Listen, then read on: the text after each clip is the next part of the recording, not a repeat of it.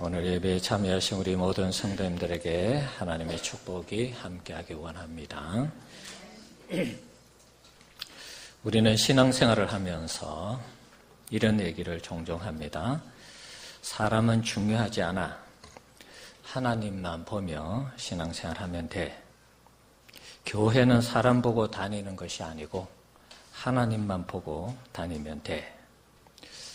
여러분, 이 말에 대해서 어떻게 생각하십니까? 맞는 것 같기도 하고 또 틀린 것 같기도 하고 그러죠. 자, 우리가 시험에 들었을 때 어떤 사람에게 이런 말을 자주 합니다. 자, 과연 우리가 신앙생활 하면서 하나님만 바라보고 신앙생활 할 수 있을까요? 못한다고는 할 수는 없겠습니다만은 굉장히 어렵다. 저는 그렇게 한번 말하고 싶습니다. 최근에 짐 푸드먼 목사님이 쓴 교회는 관계다.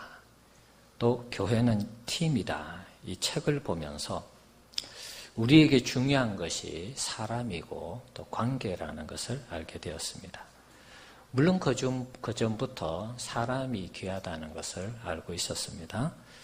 특별히 이 책에서, 두 권의 책에서 느끼는 것은 관계가 참 중요하구나. 이것을 새롭게 깨달았습니다. 관계가 얼마나 중요한지 성경의 몇 군데 말씀을 통해서 한번 확인해 보겠습니다. 창세기 2장 18절의 말씀입니다. 같이 한번 읽어봅시다. 여호와 하나님이 이르시되 사람이 혼자 사는 것이 좋지 아니하니 내가 그를 위하여 돕는 배필을 지으리라 하시니라. 아멘. 하나님이 아담을 창조하신 후에 아담이 혼자 지내는 것을 보면서 좋지 않게 보셨어요. 그래서 돕는 배필을 만들었습니다. 그 여자가 하와이죠. 자, 이것을 통해서 우리가 알 수 있는 것은 인간은 혼자 지내는 것이 좋지 않다는 것입니다. 인간은 관계를 형성해 가면서 살아야 된다는 것입니다. 그때 진정한 행복을 누릴 수 있다는 것입니다. 신앙생활도 마찬가지죠. 우리가 하나님만 바라보고 신앙생활 할 수 있습니다. 뭐 없다라고는 볼 수 없습니다. 그러나 신앙생활 하는데 이렇게 교회에 우리 성도들이 모여서 신앙생활 하는데 서로 인사하고 교제하고 서로의 안부를 묻고 얼마나 좋습니까, 여러분? 내가 혼자 그냥 교회에 가만히 왔다가 교회에 그냥 가만히 간다. 그러면은 우리가 신앙생활 하는 것이 별로 행복하지 않을 것입니다. 시험에 든 사람에게 하나님만 바라보고 신앙생활 하라고 한다면 물론 그것이 당장에는 신앙을 유지하게 하고 교회를 떠나지 않게 하는 그런 부분은 있습니다. 그러나 단절된 인간관계가 있다면 그것을 빨리 회복시켜 줘야지만이 건강하게 행복하게 신앙생활을 할 수가 있는 것입니다.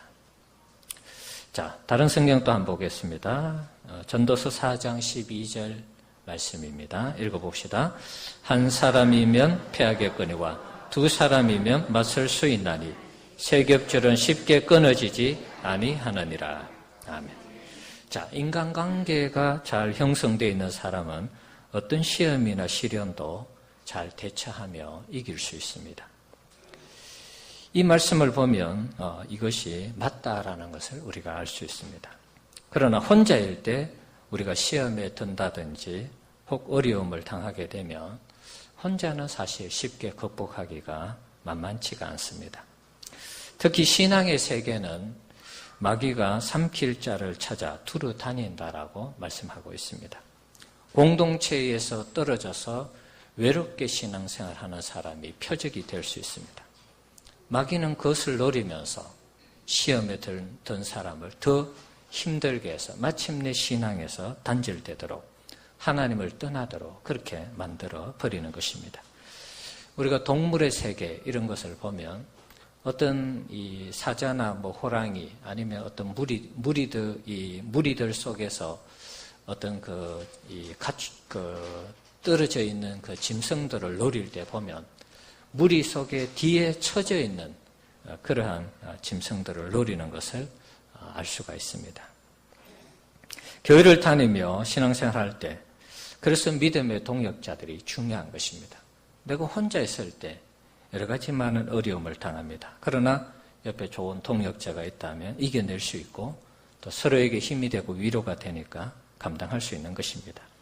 그런 측면에서 무교회주의자들은 그런 의미에서 더 위험이 많고 또 무교회주의자들은 비성경적이라 그렇게 볼 수 있는 것입니다. 자, 또 한 군데 한번 보겠습니다. 고린도전서 13장 말씀입니다. 한번 읽어봅시다. 내가 사람의 방언과 천사의 말을 할지라도 사랑이 없으면 소리나는 구리와 울리는 괭가리가 되고 내가 예언하는 능력이 있어 모든 비밀과 모든 지식을 알고 또 산을 옮길 만한 모든 믿음이 있을지라도 사랑이 없으면 아무것도 아니요 내가 내게 있는 모든 것으로 구제하고 또 내 몸을 불사르게 내줄지라도 사랑이 없으면 내게 아무 유익이 없느니라. 사랑이 없으면 아무리 놀라운 능력과 은사를 가지고 있다 할지라도 아무런 의미가 없다는 것입니다. 우리는 기도할 때 놀라운 능력과 은사를 구합니다. 그런데 사랑이 없으면 이게 아무 쓸데가 없다는 것입니다. 사랑은 관계 속에서 형성되는 것입니다. 혼자 여러분 어떻게 우리가 사랑할 수 있겠습니까? 물론 짝사랑할 수 있습니다. 그러나 그것은 진정한 사랑은 아닌 것입니다. 인간과 인간의 관계 속에서 정말 중요한 것이 사랑이라는 것을 알 수가 있습니다. 특히 성도 간의 사랑은 더 말할 것도 없습니다. 그런 측면에서 교회에서 제일 중요한 것은 사랑이라 이렇게 말할 수 있습니다. 서로를 사랑할 때 진정한 하나님의 자녀가 되고 백성이 되는 것입니다. 그러면 사랑이 뭘까요, 여러분? 자, 그 이어서 나오는 성경 구절입니다. 4절에서 7절 내용 한번 보여주세요. 위로 올려봐요. 예. 4절에서 7절 읽어봅시다. 사랑은 오래 참고 사랑은 온유하며 시기하지 아니하며 사랑은 자랑하지 아니하며 교만하지 아니하며 무례히 행하지 아니하며 자기의 유익을 구하지 아니하며 성내지 아니하며 악한 것을 생각하지 아니하며 불의를 기뻐하지 아니하며 진리와 함께 기뻐하고 모든 것을 참으며 모든 것을 믿으며 모든 것을 바라며 모든 것을 견디느니라. 아멘. 여러분, 이 사랑을 한마디로 어떻게 정의할까요? 쉽지는 않겠죠. 그러나 분명한 것은 자기중심적이지 않다는 것입니다. 이기적인 그런 모습이 없다는 것입니다. 모두 남을 위한 배려와 또 섬김과 베품, 위하는 것으로 되어 있습니다. 교회에서 우리가 어떤 일로 인해서 다툴 수 있습니다. 다 사람인지라 교회 일을 하다 보면 우리가 다툴 수 있습니다. 우리가 인간의 몸을 입고 있기 때문에 육체의 연약함이 있기 때문에 우리가 그럴 수 있습니다. 그런데 이제 다투는 것은 문제가 되지 않습니다. 중요한 것은 그 다음입니다. 물론 가정도 마찬가지죠. 우리가 같이 가족이자만 안 싸우고 안 다투고 살아갑니까? 늘 전쟁을 하다시피 우리가 살잖아요. 그 다음이 중요하다는 것입니다. 다투고 나서 우리가 어떻게 하느냐. 이게 중요한 것입니다. 사랑이 있다면 서로의 잘못을 시인하고 용서하고 품어주면 되는 것이죠. 그렇지 않고 그냥 계속 간다. 그러면 힘들어지는 것입니다. 그러면 사랑이 없는 것입니다. 서로를 향해 정죄만 하고 남탓만 한다면 거기에는 사랑이 없는 것입니다. 그런 관계가 파괴되어서 하나님의 일을 할 수가 없는 것입니다. 어제 우리 김말정 권사님이 제게 보내준 카톡에 이런 내용이 있었어요. 외아들을 둔 부자 부부가 있었습니다. 대학을 졸업시켜서 대학을 졸업한 며느리를 보고 남부럽지 않게 살았습니다. 시어머니가 며느리가 하는 일에 마음에 들지 않아서 자꾸 잔소리를 했습니다. 자, 며느리는 점점 늘어가는 이 시어머니의 이 잔소리에 불만이 쌓였습니다. 어느 날 시어머니가 또 잔소리를 했습니다. 그러니까 이 며느리가 하는 말이 어머니 대학도 안 나오셨으면서 말도 안 되는 잔소리 그만하세요. 이렇게 얘기했다는 것입니다. 대학도 안 나온 주제에 왜 자꾸 잔소리하냐 그런 말이에요. 자, 그 뒤에 이 시어머니가 뭐란 말만 하기만 하면 대학도 안 나온 주제 그만하세요. 이렇게 얘기했다는 거예요. 며느리에게 구박을 받는 처지가 되었습니다. 시어머니가 남편에게 하소연을 했습니다. 며느리가 내가 대학을 안 나왔다고 너무 무시하네요. 시아버지가 며느리를 조용히 불렀습니다. 시집살이 할 때 고생이 많지. 친정에 가서 오라고 할 때까지 푹 쉬거라. 휴가를 보냈어요. 근데 한 달이 지나도 시아버지가 연락이 없어요. 그래서 이 며느리가 전화를 했습니다. 아버님, 저 돌아가도 되나요? 시아버지가 하는 말이 내 시어머니가 대학을 졸업할 때까지 그때 오도록 하거라. 예, 시어머니 대학 졸업할 때까지 있으라는 것입니다. 자, 이 이야기를 들으면서 며느리 입장에서는 시어머니가 얼마나 잔소리를 했으면 그렇겠냐. 며느리 편을 드는 분도 있을 것입니다. 우리 시어머니들은 아이고 고소하다. 그러실지도 모르겠어요. 만약에 이 이야기가 그냥 여기에서 끝났다면 이 가정은 불행한 가정이죠.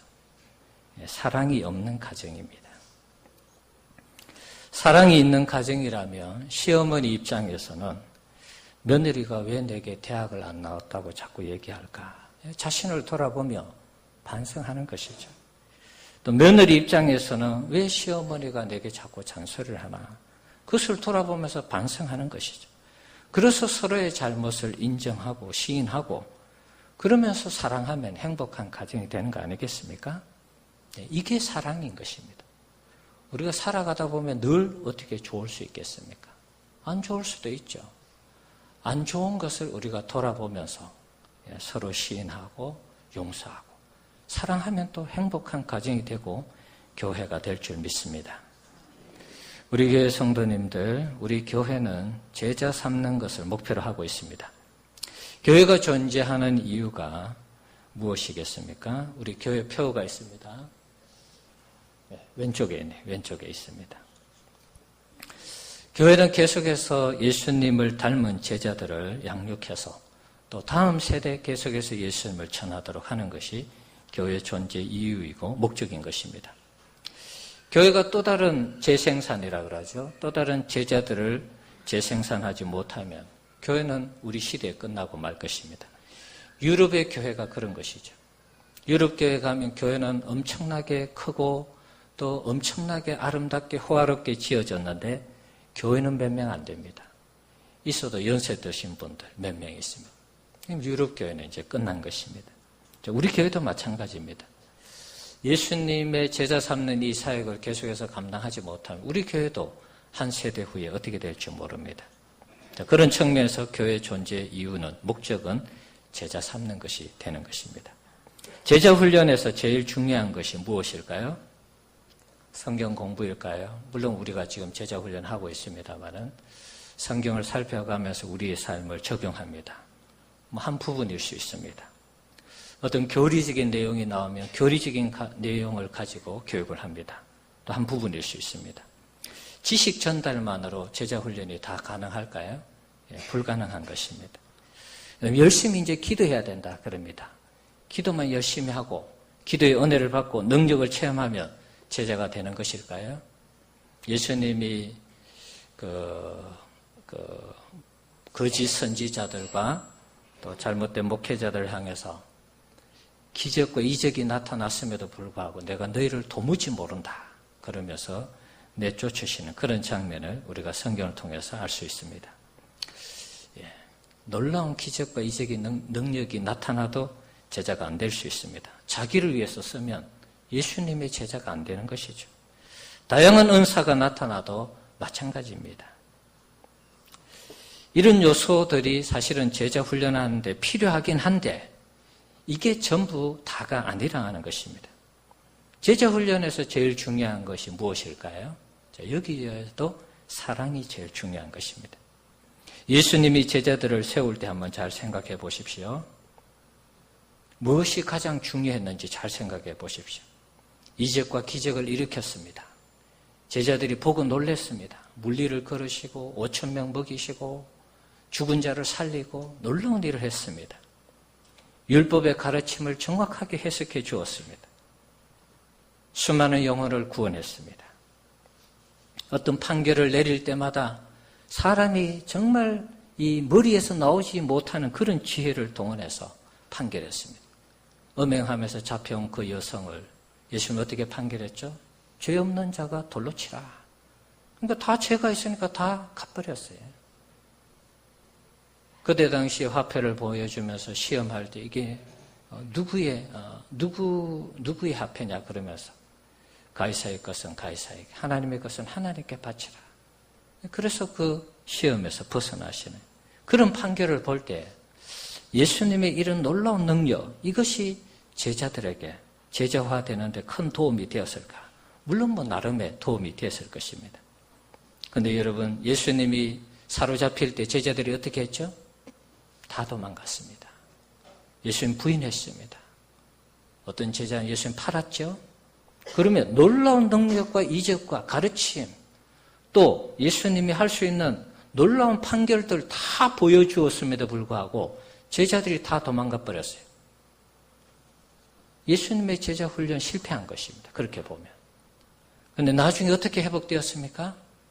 부활하신 예수님이 제자들을 찾아가서 도망갔지만 용서해주고 다시 품어주고 다시 세워주고 회복시켜줘서 다시 예수의 제자가 된 것입니다. 그리고 기도하면서 성령이 임하면서 주님의 제자가 된 것입니다. 제자 훈련에도 사랑이 절대적이었다는 것을 알 수가 있습니다. 자, 오늘 본문 한번 볼까요? 요한복음 13장 35절 말씀이죠. 한번 읽어봅시다. 너희가 서로 사랑하며 이로써 모든 사람이 너희가 내 제자인 줄 알리라. 아멘. 우리가 서로 사랑하며 모든 사람이 우리가 예수의 제자인 것을 안다라고 말씀합니다. 그리고 제자 훈련은 뭘 가르쳐서 되는 것이 아님을 알 수가 있습니다. 물론 교육이나 기도 뭐 전혀 필요 없다는 그런 얘기는 아닙니다. 그 어떤 것보다도 사랑이 최고 훈련이고 교육이라는 것입니다. 우리 교회가 목표로 하는 것이 제자 삼는 것이죠. 제자를 삼으려면 우리가 먼저 제자가 되어야 합니다. 자, 그렇다면 우리가 제자가 안 되었는데 제자를 삼기 위해서는 우리가 제자 되어야 되고요. 제자가 되기 위해서는 우리가 오늘 본문에 있는 말씀처럼 서로 사랑해야 되는 것입니다. 이것이 바로 최고의 제자 훈련인 것입니다. 서로 사랑하면 믿는 자든 믿지 않는 자든 우리가 예수님의 제자인 줄 인정해 준다는 것입니다. 그럼 또 다른 제자들을 양육하기에 부족함이 없게 되는 것이죠. 제자 훈련에서 제일 중요한 것은 그래서 사랑이라는 것입니다. 사랑하는 성도 여러분, 우리가 예수님의 제자가 되려면 서로 사랑해야 되는 줄 믿습니다. 한번 따라합시다. 서로 사랑하자. 서로 사랑해야 되는 것입니다. 사랑은 절대로 혼자 할 수 없습니다. 일성관계가 형성되어야 가능한 것입니다. 상대가 있어야 가능하다는 말입니다. 서로 사랑하게 될 때 우리는 우리 자신을 돌아보게 되고 그러면서 내 자신이 어떤 존재인지를 깨닫게 되는 것입니다. 물론 내가 잘하는 경우도 있지만 또 내가 잘못하는 경우도 있습니다. 그러면서 우리는 서로를 보완해 가는 것입니다. 사랑이 서로를 채워주고 돌아보게 하고 성장시키고 성숙하게 하는 것입니다. 사랑하다 보면 별일이 다 있습니다. 때로는 사이가 나빠질 때도 있죠. 네, 때로는 보기 싫을 때도 있습니다. 자, 때로는 그런데 또 사이가 좋아질 수도 있고 또 보고 싶을 때도 있습니다. 그러니까 이 사랑이라는 것이 그냥 만들어지는 것은 아닙니다. 우리의 삶 속에서 수많은 아픔과 여러 가지 어떤 상처들을 통해서 서로 사랑하면서 사랑이 우리 가운데 정착이 되는 것입니다. 그러면서 소위 말해서 산전수전 다 겪으면서 진정한 예수의 사랑으로 우리가 이렇게 자꾸 거듭나는 것입니다. 그런 측면에서 예수님의 제자는 어느 순간 하늘에서 뚝 떨어지거나 만들어지지는 않습니다. 오랜 시간 동안 사람과 사람 사이에 부딪히면서 만들어지는 것입니다. 예수님의 제자가 어떤 정규 과정만 끝내고 소위 말해서 수료하고 졸업하면 예수님이 제자가 되는 것입니까? 그렇다면 아마 제자화가 벌써 이루어졌을 것입니다. 예수님의 제자는 어떤 과정을 마쳤다고 해서 제자가 되는 것이 아닙니다. 예수님의 제자는 예배 잘 드려야 됩니다. 교육 잘 받아야 됩니다. 훈련 잘 받아야 됩니다. 봉사 잘해야 됩니다. 잘 섬겨야 됩니다.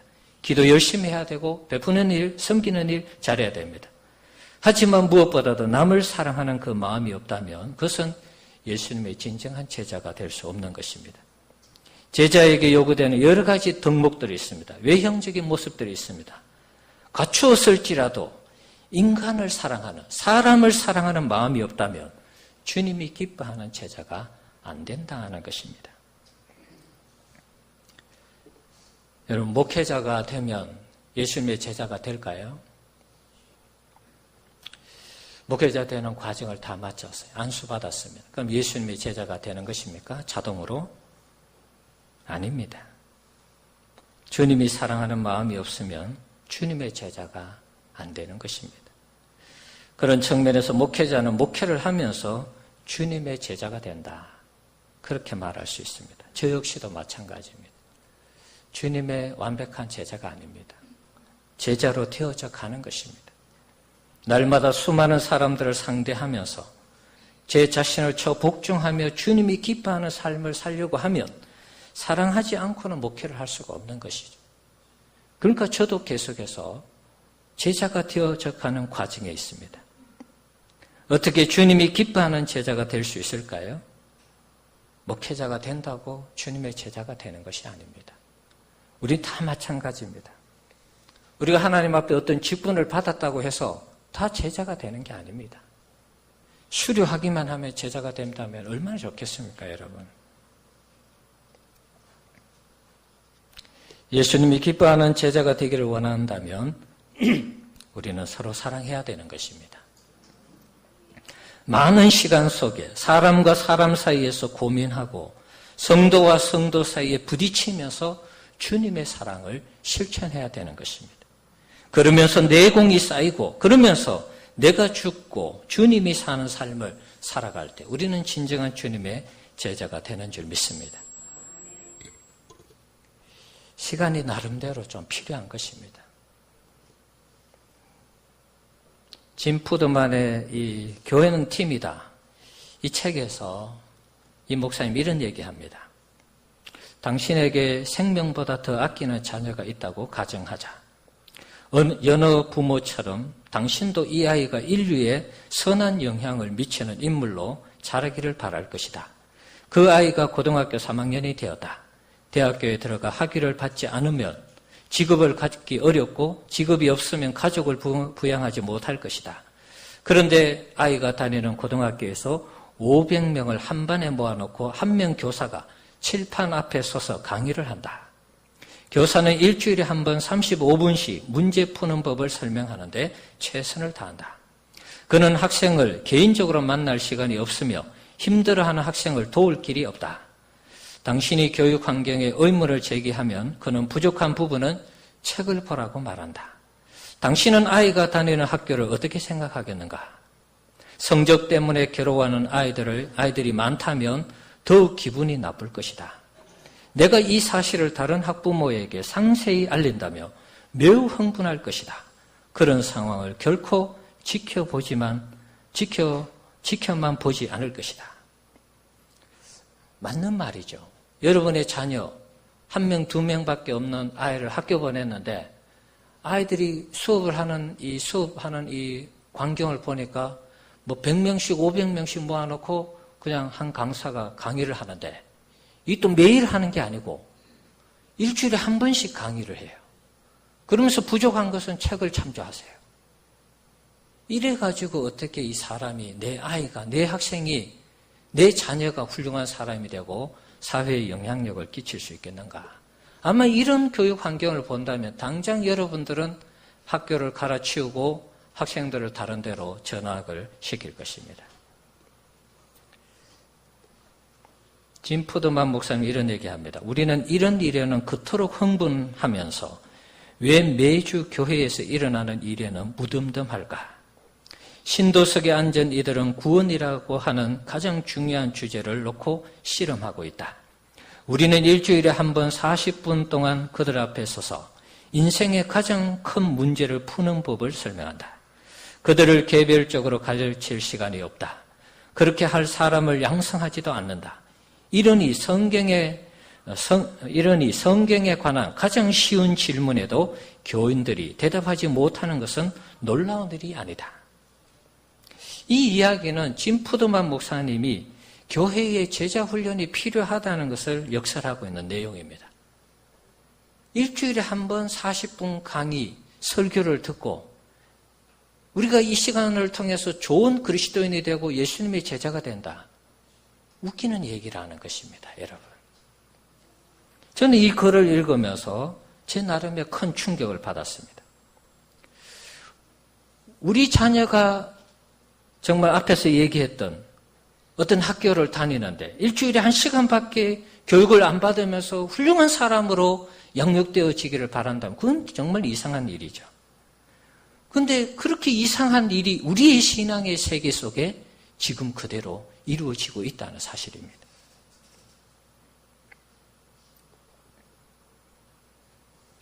우리가 일주일에 한 번 예배드려서 하나님 앞에 좋은 예수의 사람으로 예수님의 제자로 이렇게 정말 하나님 앞에 우리가 준비되어져서 쓰임 받을 수 있을까요, 여러분?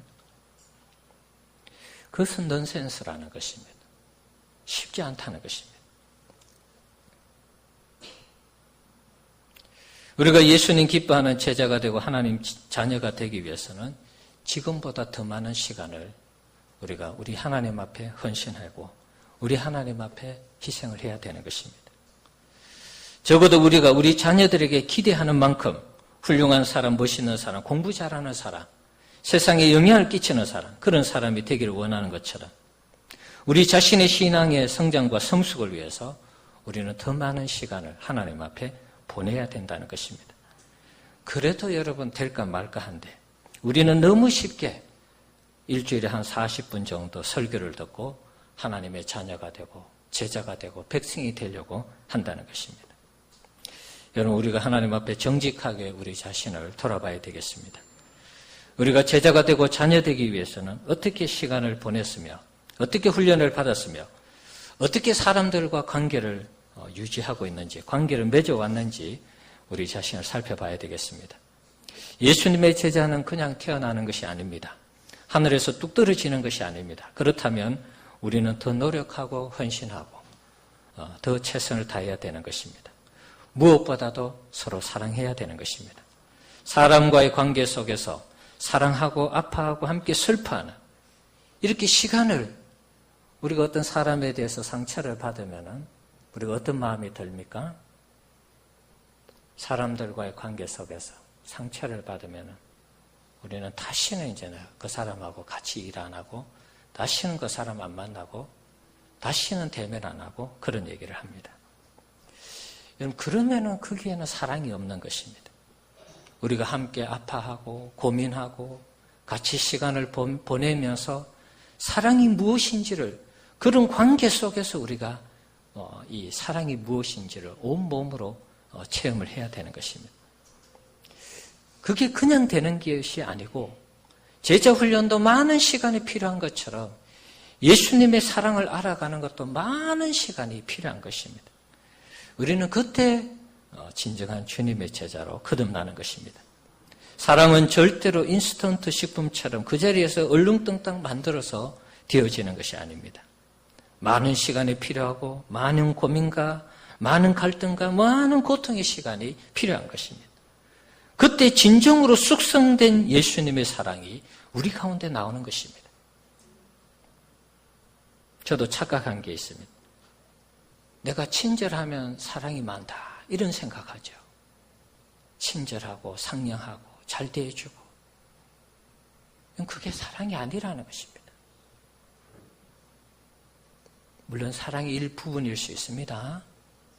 정말 사랑은 사람들 관계 속에서 여러 가지 많은 갈등과 아픔을 겪으면서 그 상대편의 마음을 이해하고 알아주면서 그 마음을 우리가 자꾸 섭득해 갈 때 정말 뜻밖의 사람이 뜻밖의 어떤 반응들을 보일 때 우리가 그 사람에 대해서 다가가는 상냥함과 친절함이 예수님의 사랑이라는 것입니다.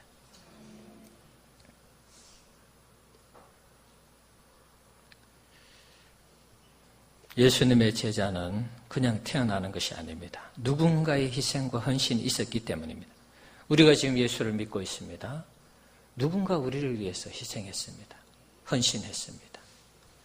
많은 사랑을 가지고 인내하며 기도하고 우리를 여기까지 이끌어 주셨습니다.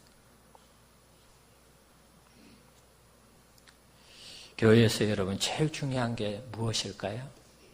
인간관계 중요합니다. 제자 훈련 중요합니다. 그러나 그것보다도 사랑이 중요하다는 사실입니다.